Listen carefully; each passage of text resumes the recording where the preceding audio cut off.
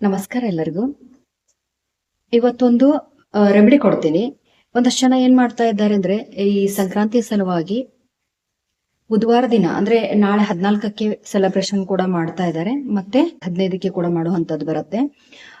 ಈ ಕನ್ಫ್ಯೂಷನ್ ಅನ್ನ ಮಾಡ್ಕೊಳ್ಳೋದ್ರಲ್ಲಿ ಏನು ಅರ್ಥ ಇಲ್ಲ. ಯಾಕಂದ್ರೆ ನಾಳೆ 14 ಇರೋದ್ರಿಂದ ಸೂರ್ಯ ತನ್ನ ಪಥವನ್ನ ಸಂಚಲನೆ ಮಾಡೋದು ನಾಳೆನೆ ಸ್ಟಾರ್ಟ್ ಮಾಡ್ಬಿಟ್ಟಿರ್ತಾನೆ. ಯಾವಾಗ? ಮಧ್ಯಾಹ್ನ ಸ್ಟಾರ್ಟ್ ಆಗತ್ತೆ. ದಕ್ಷಿಣಾಯನದಿಂದ ಉತ್ತರಾಯಣಕ್ಕೆ ಸ್ಟಾರ್ಟ್ ಮಾಡ್ತಾನೋ ಅದು ಸಂಕ್ರಾಂತಿ ಕಾಲ ಅಂತ ಹೇಳ್ಬಿಟ್ಟು ಒಂದಷ್ಟು ಜನ ಅದನ್ನ ನಾಳೆ ಸಂಕ್ರಾಂತಿ ಹಬ್ಬವನ್ನ ಸೆಲೆಬ್ರೇಷನ್ ಮಾಡ್ತಾ ಇದ್ದಾರೆ. ಅದು ಕೂಡ ಕರೆಕ್ಟು. ಒಂದಷ್ಟು ಜನ ಅಸ್ಟ್ರಾಲಜರ್ಸ್ ಅಥವಾ ಒಂದಷ್ಟು ನಾವು ಪಂಚಾಂಗವನ್ನ ನೋಡಿದಾಗ ಏನಾಗತ್ತೆ, ಸೂರ್ಯ ಉದಯ ಸಮಯದಲ್ಲಿ ಯಾವಾಗ ಸೂರ್ಯೋದಯದಲ್ಲಿ ಕನೆಕ್ಟ್ ಆಗಿರತ್ತಲ್ಲ ಆ ಟೈಮಿಂಗ್ ಅನ್ನ ನಾವು ತಗೊಂಡ್ರೆ ಅದು ನೆಕ್ಸ್ಟ್ ಬಂದ್ಬಿಟ್ಟು ಶುಕ್ರವಾರಕ್ಕೆ. ಯಾಕಂದ್ರೆ ನಾಳೆ ಮಧ್ಯಾಹ್ನ ಸ್ಟಾರ್ಟ್ ಆಗಿರೋದ್ರಿಂದ ಅದನ್ನ ಒಂದಷ್ಟು ಜನ ಕನ್ಸಿಡರ್ ಮಾಡದೇನೆ ಒಂದಷ್ಟು ಜನ ಏನ್ ಮಾಡ್ತಾ ಇದ್ದಾರೆ, ಶುಕ್ರವಾರ ದಿನ ಮಾರ್ನಿಂಗ್ಗೆ ಸೂರ್ಯ ಕನೆಕ್ಟ್ ಆದ ನಂತರ ಅವನ ಪಥಸಂಚಲನವನ್ನ ಹಿಡ್ಕೊಂಡ್ಬಿಟ್ಟು, ಅಂದ್ರೆ ನಾಳೆ ಮಾಘ ಮಾಸ ಕಂಪ್ಲೀಟ್ ಆಗಿಬಿಡತ್ತೆ. ನಾಳಿನ ಎಂದು ಶುಕ್ರವಾರ ದಿನ ಅವತ್ತಿನ ದಿನ ಸಂಕ್ರಾಂತಿಯನ್ನ ಮಾಡೋದು ಸೂಕ್ತ ಅಂತ ತಿಳ್ಕೊಂಡು ಒಂದಷ್ಟು ಜನ ಮಾಡ್ಕೊಳ್ತಾ ಇದ್ದಾರೆ. ಎರಡೂದ್ರಲ್ಲಿ ಯಾವ ದಿನ ಮಾಡಿದ್ರು ಕೂಡ ನಿಮಗೆ ಒಳ್ಳೆ ಖುಷಿ ಸುದ್ದಿಗಳು, ಶುಭ ಸಮಾಚಾರಗಳು ಬರೋದು. ಯಾಕಂದ್ರೆ ಹೊಸ ವರ್ಷದ ಹೊಸ ಹಬ್ಬ ಇದು.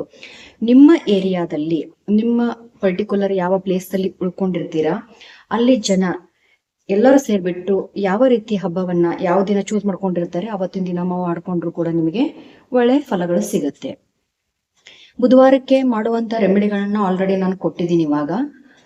ಅದೇ ರೀತಿ ಗುರುವಾರ ಹಬ್ಬವನ್ನ ಮಾಡ್ಕೊಳ್ಳುವಂತವ್ರಿದ್ರೆ, ಸಂಕ್ರಾಂತಿ ಹಬ್ಬವನ್ನ ಗುರುವಾರ ಈ ಸಂಕ್ರಾಂತಿ ಹಬ್ಬವನ್ನ ಸೆಲೆಬ್ರೇಷನ್ ಮಾಡ್ಬೇಕನ್ನೋರು ಏನ್ ಮಾಡ್ಕೊಳ್ಳಿ ಅಂದ್ರೆ, ಅವತ್ತಿನ ದಿನ ನೀವು ಎದ್ದು ಬಿಟ್ಟು ಸ್ನಾನ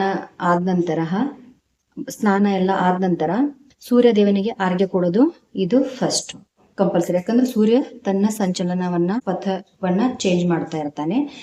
ಹಾಗಿರೋದ್ರಿಂದ ನಾವೇನ್ ಮಾಡ್ಬೇಕಾಗತ್ತೆ, ಸೂರ್ಯನಿಗೆ ಒಂದು ತಾಮ್ರದ ಲೋಟದಲ್ಲಿ ನೀರನ್ನ ತಗೊಂಡ್ಬಿಟ್ಟು ಆರ್ಘ್ಯವನ್ನ ಕೊಡ್ಬೇಕು ಅನ್ನೋದು ಬರುತ್ತೆ.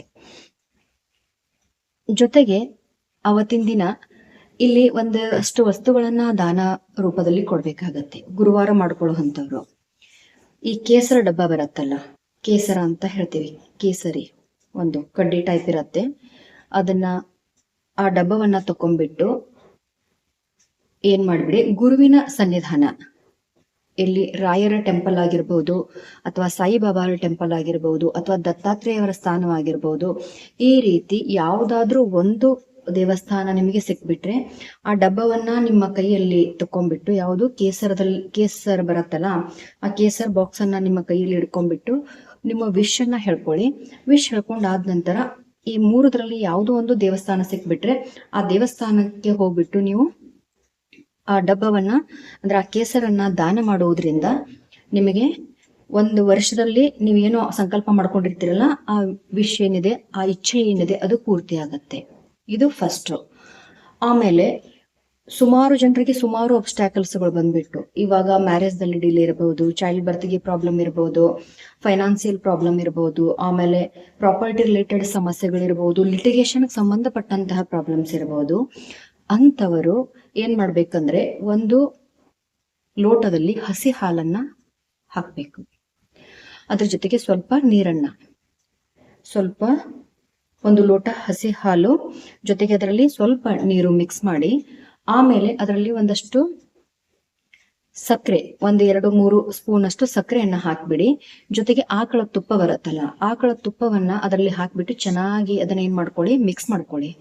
ಮಿಕ್ಸ್ ಮಾಡ್ಕೊಂಡಾದ ನಂತರ ಕಬ್ಬಿಣದ ಬಾಂಡ್ಲಿ ಏನಾದ್ರೂ ಇದ್ರೆ, ಇಲ್ಲಾಂದ್ರೆ ಯಾವ್ದಾದ್ರು ಒಂದು ಗ್ಲಾಸ್ ಅಥವಾ ಲೋಟವನ್ನ ತಗೊಂಡ್ಬಿಟ್ಟು ನೀವು ಏನ್ ಮಾಡ್ಕೊಳ್ಳಿ, ಕಬ್ಬಿಣದ ಬಾಂಡ್ಲಿ ಸಿಕ್ಕರೆ ಅದು ಒಳ್ಳೇದು. ಇಲ್ಲಾಂದ್ರೆ ಮಾಮೂಲಾಗಿರುವಂತ ಯಾವ್ದಾದ್ರು ಒಂದು ಲೋಟಕ್ಕೆ ಅದನ್ನೆಲ್ಲ ಮಿಕ್ಸ್ ಮಾಡ್ಕೊಂಡ್ಬಿಟ್ಟು ಚೆನ್ನಾಗಿ ಮಿಕ್ಸ್ ಮಾಡಿ ಆದ ನಂತರ ಸಂಕಲ್ಪದಿಂದ ಹೋಗ್ಬಿಟ್ಟು ನೀವು ಅರಳಿ ಮರ ಎಲ್ಲಿರತ್ತಲ್ಲ, ಗುರುವಾರ ದಿನ ಅಶ್ವತ್ಥ ಗಿಡ ಅಂತ ಹೇಳ್ತೀವಿ, ಅಲ್ಲೇ ಹೋಗ್ಬಿಟ್ಟು ನೀವು ಆ ಹಾಲನ್ನ, ಮಿಕ್ಸ್ ಮಾಡಿದಂತ ಹಾಲನ್ನ ನೀವೇನ್ ಮಾಡಿ ಅರಳಿ ಮರಕ್ಕೆ ಹಾಕ್ಬಿಟ್ಟು ನಿಮ್ಮ ಇಚ್ಛೆಯನ್ನ ಮತ್ತೊಂದು ಬಾರಿ ಏನ್ ಮಾಡಿ ಮತ್ತೆ ರಿಪೀಟ್ ಆಗಿ ಸಂಕಲ್ಪವನ್ನ ಮಾಡ್ಕೊಳ್ಳಿ.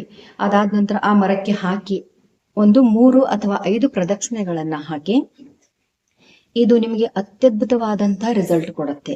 ಸಾಧ್ಯವಾದ್ರೆ ನೀವು ಒಂದು ಅಲ್ಲಿಂದ ಬರಬೇಕಾದ್ರೆ ಒಂದು ಎಲೆಯನ್ನ ತಕೊಂಡ್ಬಂದ್ಬಿಟ್ಟು ನಿಮ್ಮ ಗೋಲ್ಡ್ ಅಥವಾ ನಿಮ್ಮ ಕ್ಯಾಶ್ ಡ್ರಾವರ್ದಲ್ಲಿ ಕೂಡ ಗುರುವಾರ ದಿನ ತಂದು ಇಡುವುದರಿಂದ ಫೈನಾನ್ಸಿಯಲ್ ಕಂಡೀಷನ್ ದಲ್ಲಿ ಇಂಪ್ರೂವ್ಮೆಂಟ್ ಆಗುತ್ತೆ.